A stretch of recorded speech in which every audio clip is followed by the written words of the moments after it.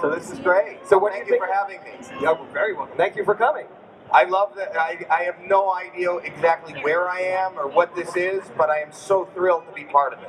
Well, you're in Los Angeles. Oh look, I'm a huge fan of mine. I don't even get a chance to watch. You can turn around. They'll just look at your back. They'll look, yep, we'll do Well, it like look at that. I'm behind my. Well, this is Stanley's.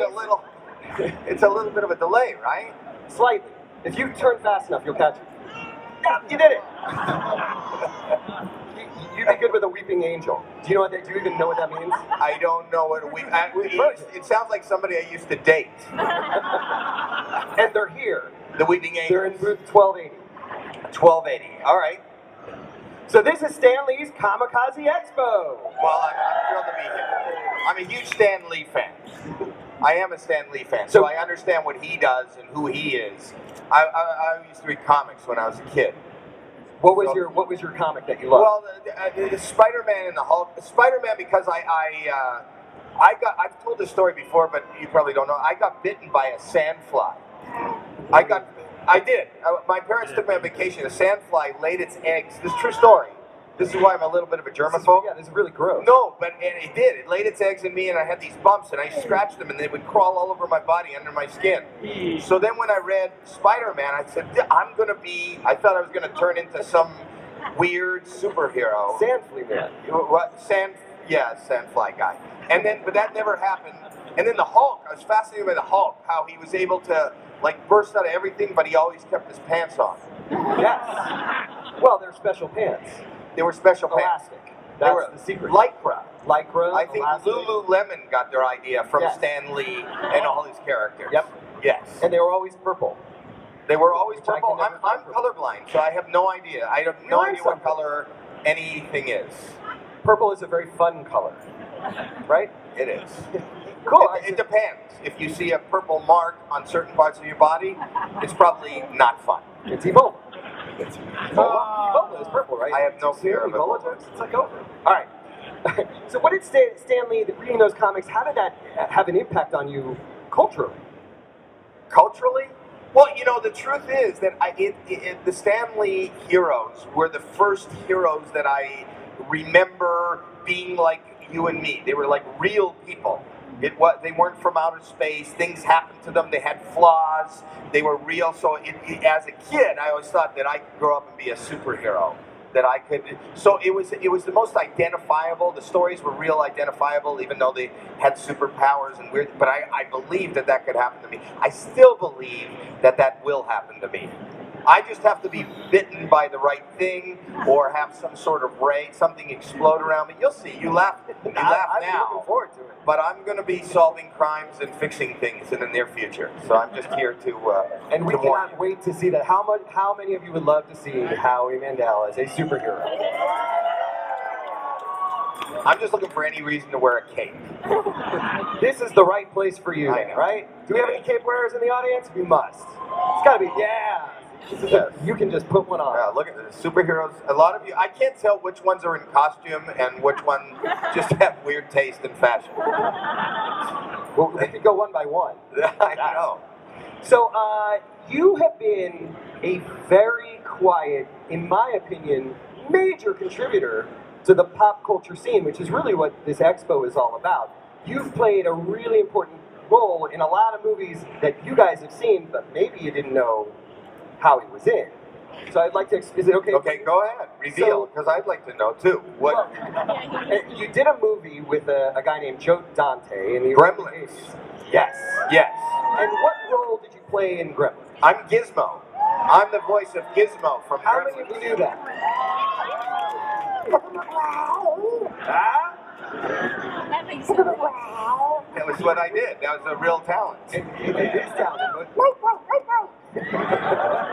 Yeah, that was me. How did you find that voice? How did I find the voice? Yeah, Originally, and don't try this. Originally, I was when I was a little kid. I was choking on a piece of cake at a birthday party, and I couldn't. Don't try that. But I was at a birthday party, and I was going. It was halfway down, and that's the sound that was coming. And they were, what are you laughing at? I was dying. It's not funny. Luckily, it got dislodged, and I lived. But I thought to myself, everybody at the party is looking at me and laughing at me.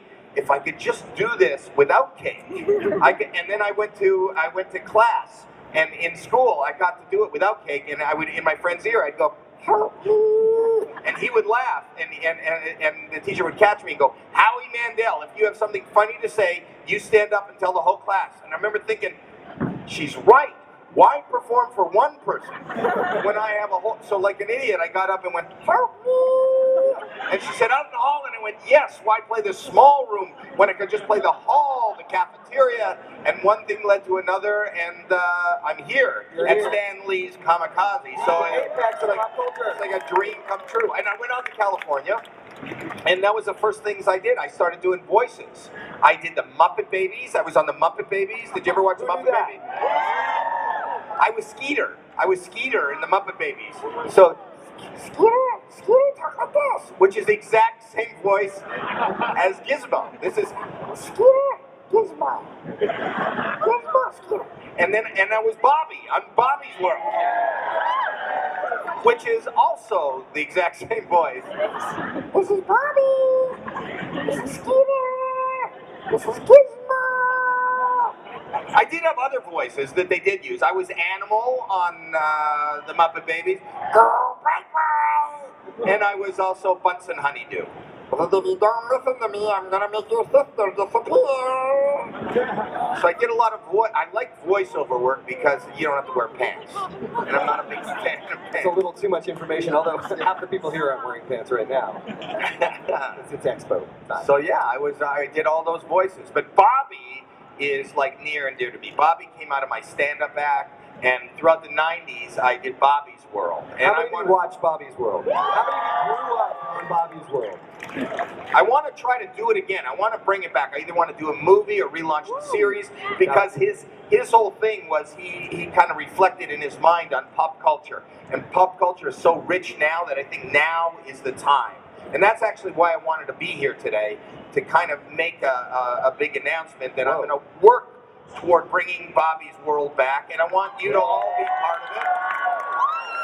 And I want to keep you up to date. I'm at a booth, and I'm signing. I know that people charge. I don't charge. I'm going to be signing things for free, and what I want you to do is I want you to join our new Bobby's World mailing list online. I'm at 18... next to the photo booth, right in front of Autograph Alley. Like near the 1800s, you'll see there's a Bobby's World there. If you guys sign up and give us your email, I'll email you and give you updates on it, because I'm going to do this slow rollout to Bobby's World, and I'd like everybody to be part of it. Wow. So after this, I'm going to be over there. I'll sign for free, and just join, give us your email, and I'll send you all the information on all our upcoming events. Will you do that? Yeah. Who wants to see more Bobby's World? Come on. That's awesome. 14 people. 14. We're going to need double that. We're going to need double that. If you get to 50, you can have Bobby's World Con. Bobby's World Con. Yes, we'll do it right here. I would like Bobby's World to be part of Stan Lee's deal. You are always welcome. Thank you. Absolutely. What would Bobby say about Game of Thrones? Well, first of all, he wouldn't understand, right? He's always got... Nobody does. Game of Thrones would be a game that you play in the men's room. He would have no idea what... When I'm on the throne, I don't want to play a game. It's my party, and I'll play if I want to. Classic. Yeah. Who remembers that from the HBO special, right? Yeah, these people are too young to remember that. I've been around for a long time. And so, fantastic. That is huge news coming out of Stan Lee's Comikaze Expo. More Bobby's World up ahead of us.